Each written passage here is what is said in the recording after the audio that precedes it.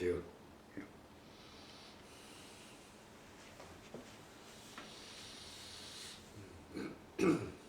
Secrets.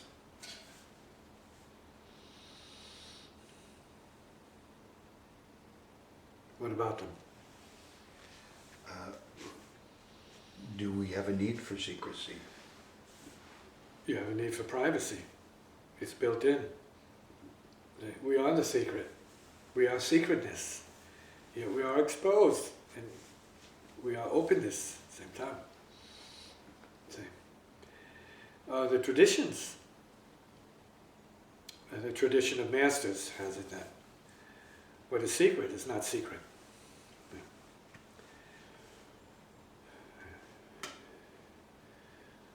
For some, the secret is that which is incomprehensible. You can't get it. No matter how hard you try, you just can't get it because you're not really open to what it is to get. See, because you have all these biases and all these programs that don't allow you to get the full scope and brunt and essence of what the secret is. See, whatever that is. See, so we have to say secret relative to what? You have secret teachings, which are there available to all of us. We have no access to them unless somebody divulges it to us. Then we have a better sense of what it is, because we're originally not open to what it is. Yet, ultra originally, we are the secret. See, we are the potential of it, the reality of the secret, but we are covered over ordinarily by programming. See, we are distracted into believing less than the secret might be. See? But that's no secret. See? That's understood. See?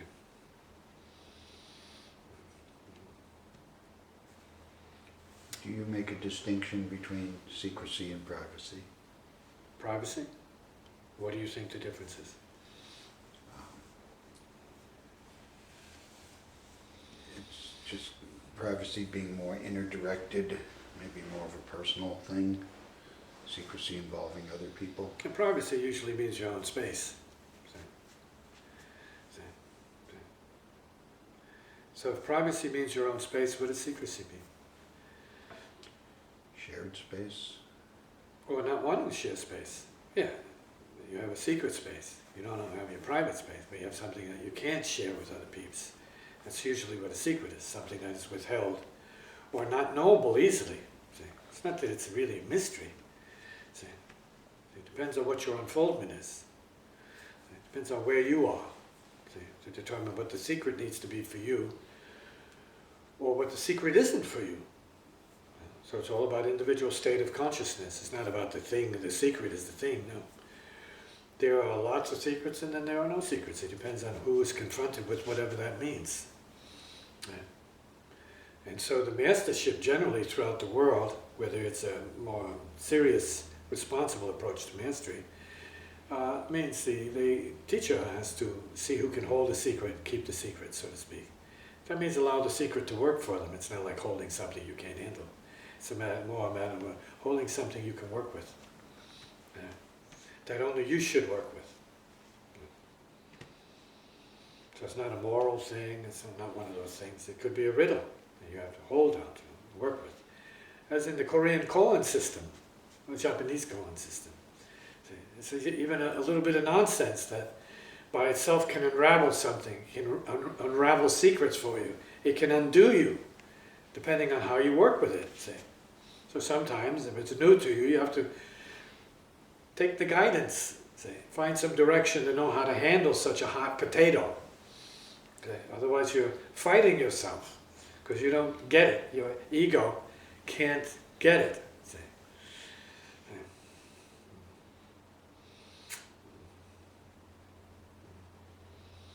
And then the secret opens, like a flower opens. There's no longer a secret, but then you know what it is. And then you have to maybe be prepared for the next round, which then becomes another secret revealed depending on what your direction is and what your progression is and what your need is to evolve in a manner of speaking. So it depends on what your creative potential is. Yeah. And it's the same in music. What I play seems to be very esoteric and very secret, very inaccessible to peeps. And so it is, until you get to a point where it's understood. And it becomes obvious. And then utterly simple. Does curiosity provide the, let's say, unlock It may be a secrets? barrier. So it may be the biggest barrier. That's like a superficial need to know. It's not a real need to know. Curiosity won't do it. A desperate need to know, a life and death need to know might do it. See, it's got more fire in it. You're talking about a casual curiosity. I'm curious about that. What about that? It's not needed. It's not do or die. See, you're not going to die if you don't hear about it. It's just more garbage. See, so when you put it down to the level of informational garbage, you're not going anywhere. See, teachers and masters are not looking for that. See, everybody's already there. See, teacher needs something else. See, talking about wood for the fire, and the whole thing is the fire, what you're willing to burn, what you're willing to give up to be, what you really are. See, not as an egomaniac, as many people. That's all they feel they are. It's just whatever they wish to do, whatever they will to do, and it's all out of reactivity and neurotic compulsions. So there's no freedom in any of that. See, the body runs and the body rules. You got to be more than the body ruling and running and being compulsive and crazy. See? You put the body to stillness, and you let the inner bodies, the other bodies, have something to do with this kind of process. Because you have your physical body as you need it, but you don't need it to unravel something that it's really about the mind to do. And the body's just standing in the way, and the mind agrees to it because that's what's run the life all the time, the body instincts. The vital body, the compulsive body. You got to put that to rest. In a snap. Say, okay, body, rest. Lion, rest. Tigers, rest. Horses, rest. If you're that strong, it will be so. If you're weak, good luck. Do we hold secrets from ourselves? What secrets? What secrets would you hold from yourself? In other words, not knowing yourself, or That's not a secret. You know you don't know yourself. That's very obvious. See, that's the beginner's state. See, and a lot of people use that concept of seeking. There's no seeking. There's no seeking. You don't have to make an effort, really. You just have to be open. And your nature's already open. So seeking is just blah blah. See? It's not going to come through seeking anyway. It comes when it comes. So seeking is irrelevant to it. Yeah. But as I said earlier, language sometimes and thought sometimes are a link. See? So there are exceptions. For those who need, at the level of do or die, exceptions are made. See? There's more force in that. It's not casual. Casual seeking, there's no seeking at all. Serious seeking, like in the case of certain masters, serious peeps, that can create something. I need to know, I will know, I have to know tonight, by 5 or I'm going to die. For real. Maybe that will produce an effect in the unconscious. Because the unconscious is what you need to access. It knows all. It's not going to tell you though. You need to know that already. See? That you can know. Omniscience is your condition. Buried, sleeping. It's a sleeping genius in everybody. See? So you need to know that so you can work with it, so you can access what it is you need to know beyond your neuroses and your sort of like sleeping self.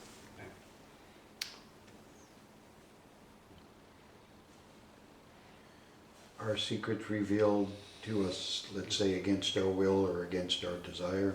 Say again? Can secrets be revealed to Always. us? In dreams, more is revealed to you than you remember. Then you can remember, and maybe more than you care to remember. See? We can say then, as a stretch, you've already been undone in your own mind, but you refuse to see it, so you don't have to act accordingly. Because the process of déjà vu is a fact of nature. You say, wow, I know this already. I've seen this before. Duh. Yes, of course I've seen it before. But it's you before. If it's you before, does it have to be you now? So do we reshape ourselves in light of what's revealed to us?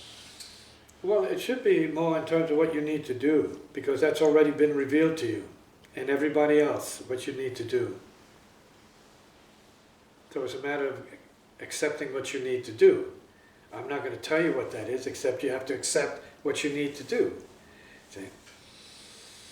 And when you have, let's say, resonance at a certain level with what you need to do to the degree where it gets done practically by itself, you're on the path, in a manner of speaking. Because it's being clear as you approach it. That's good. See? You're walking into what appears to be very, very sort of intense foliage, see? That is impenetrable, unpassable. But as you approach it, because of your real need, it disappears. Think about that, or don't. Just know it. See? Again, that's a desperate need to know. Serious, responsible need to know. Like a genius need to know. Will know. Got to know, in a sense. It's not seeking. It's going after it. It's challenging it, not seeking. Hell-bent on destroying ignorance. That's not seeking. That's a conqueror, not a seeker. Seeker is too easily blown one side to the other side. Conqueror, no. Conqueror's going to be there with sword and shield. Old school, old image. Not a tank, bazooka, a howitzer. Laser beam. No. Yeah. Right. Sword and shield. Which is significant even now. It will be significant in the future, regardless of what the technology shows up. You need the sword of wisdom, right? You need that sword of wisdom. And you need the shield of spiritual practice. See? That means incomprehensible practice. It's not spiritual, airy-fairy, spiritual. No, this is incomprehensible practice. Practice of the masters. A lot of people are not going to know what that means. It's just blah blah to them. So, oh, he's crazy. He doesn't know what he's talking about. Yeah. So be it, because this is shielded. They can't see it. It's not for them to see it. You see when you see. You know when you know, and you go when you go. So the secret is not in the words that reveal the secret. No, but the word can be part of the secret. See? You can't think about it, see? Because you start to kill off your options and your potential to respond to what it is when it shows up. So you have to be open to it. See? The beauty is the magic of it. See, the magic. See? It's the magic. See? We can say there's no setup for it, but it is set up. You're set up. You set yourself up for it. In other words, you set yourself up for the fall that leads to the rise, that leads to the fall that leads to the rise. See? And so on until you get to where you're going as a result of that process. See? Because you're supposed to be informed by the fall and informed by the rise. See? There's a part of the magic of it. You're supposed to feel the bliss of the pain, right? And the tragedy of the ecstasy. See? If you can feel that all at once, you're good to go. It's a great adventure. Coming. So when we look for the secrets, are we looking for the source of the secrets? Well, I mean, it all depends on what you're thinking about when you come to secrets. It's almost like you think you can put it in your pocket. Like it's this thing you're going to pick up, you're going to see at an intersection at some point, waiting for you with your name on it. Kritavi, the secret's in this box. But don't open it up here, take it home. Yeah. No, it's not going to be that kind of I guess you might say, game. No, it's more profound than that if we're talking on the spiritual side of it. We can't use the word magic, it's revelational then. It's self-revealed, but not ego-revealed, self-revealed. That's why the openness, this has been set up already. The openness is part of it. The welcoming it. See? but not welcoming it in terms of stopping what you're doing. It's not like you're sitting, in your chair waiting for it. I say, oh, I know, I'm open to it. It should come to me. No, you have to go to it. Yeah, it's a demand upon you, see, to not be who you are, in a sense, and certainly not who you were. So you need to start creating preparedness for like what it is beyond yourself. See? And that's already built into us. So you need to cross the T's and dot the I's. So it's no mystery whatsoever, but it's a great secret for most peeps because they're not open to what it is. So it's not obvious to peeps. So to whom it is not so obvious, to them it may be the secret. So this is a process in which we're looking for answers we already have by extreme means. Well, first thing is there's no we. It's not a we. Okay? It's not an identity program. So you have to dismiss that. Yeah. We're not sure that it's an R either, so the we are is very questionable in terms of what you might mean by programming. What you mean by we are in terms of what it is. We are what it is. So you need to understand that right up front. We are the is. But we're not being conscious of the is to live as the is from its reality. See?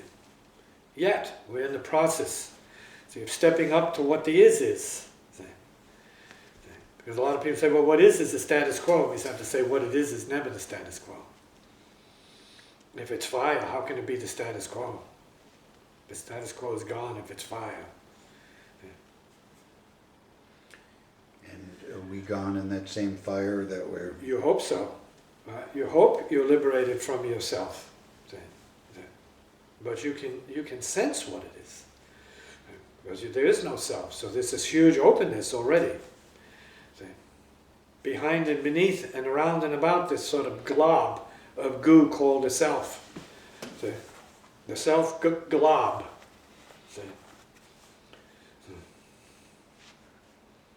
There's no self glob. You put it there. It's what you see in the mirror that you believe in. Yeah. And we hope it's not your face. Your face is going to melt away at some point. It's going to rot. So it's not you. So we need to be that direct and real with appearances as to what the is beyond appearances, which is what is reality. See? The real.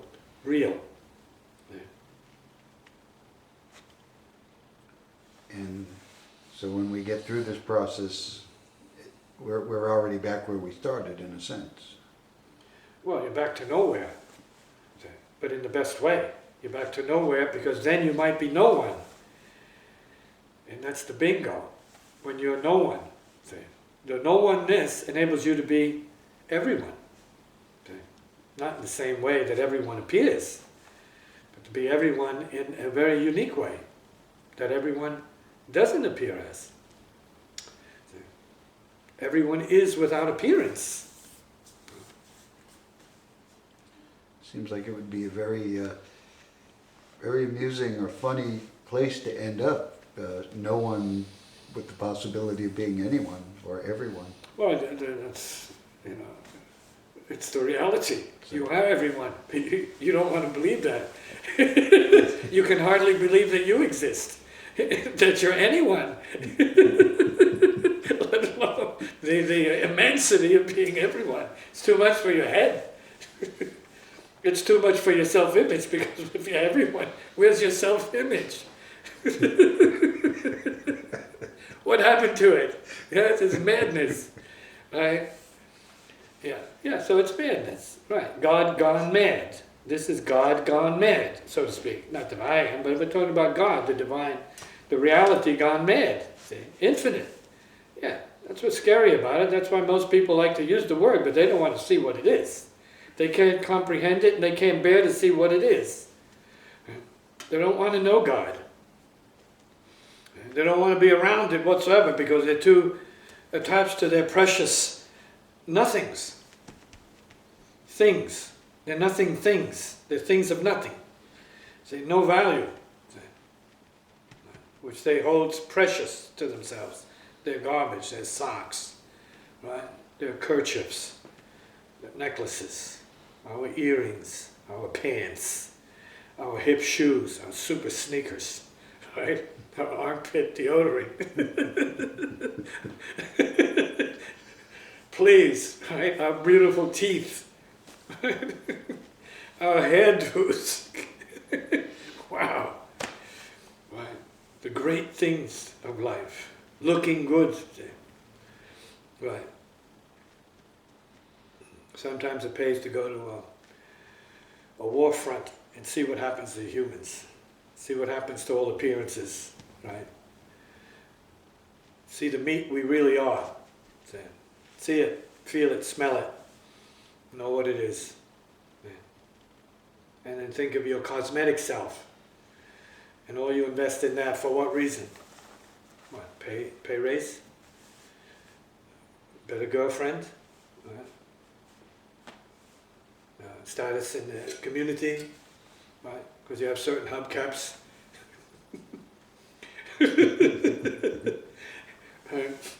Bumpers. You come down with the huge bumpers.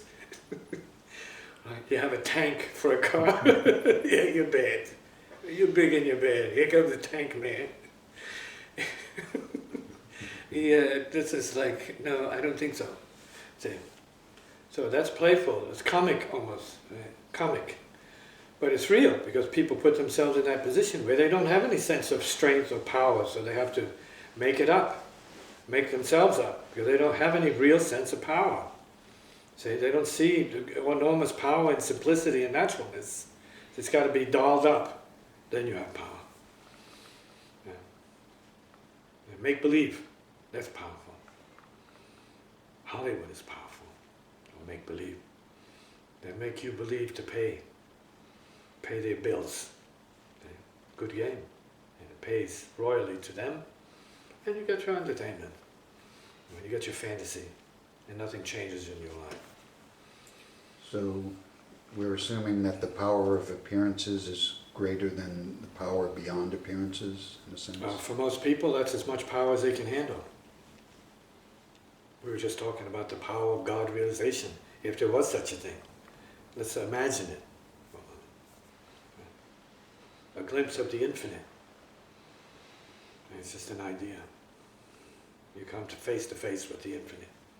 Right? The light of lights, the power of power, the glory of glory. You have a moment of it. Right? And it blows everything you know completely out. And it's just you and it, and you realize your relationship to it. And it's nothing you could ever imagine. It just is what it is. It's like, gone. Gone. It leaves you utterly speechless because you've come to face your reality, your true reality under all the veils of sort of accumulated skunk juice over the ages, make-believeness. All of a sudden there you are, naked, see, in the light as the light itself. Yeah.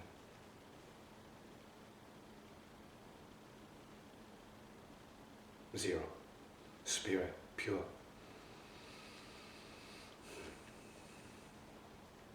What do you tell anybody about that? What is anybody to come back to once you've experienced that? Then you're everybody. You're light. You're just light.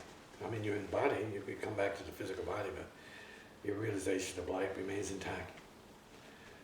And everybody is what that is. So you're one with everybody, although they don't see it that way. You get away from me. You're getting close to me. What do you mean you know me? Never saw you before in my life. You're crazy. You keep this up, I'm going to call the police on you. You're crazy. You lost it. So when this thing happens, then you know better. You don't chase after anybody. Say, hey, guess what I saw? Guess what happened to me? That doesn't arise because you've gone beyond that. There's no me anymore and there's no other, in a sense. It's like an ocean of nothing. And yet you understand how to relate to everyone, in a manner of speaking. Sympathetically, in proper resonance. Even if you have to give people a hard time because they're not willing to hear what you have to say. You say it out of compassion and hope they get it. If they can, get anything, say, outside of themselves. The idea is to get outside of the prison of self, so that there's more possibility at the heart level. When you're burning yourself up as a self, aren't you also depriving your heart of itself?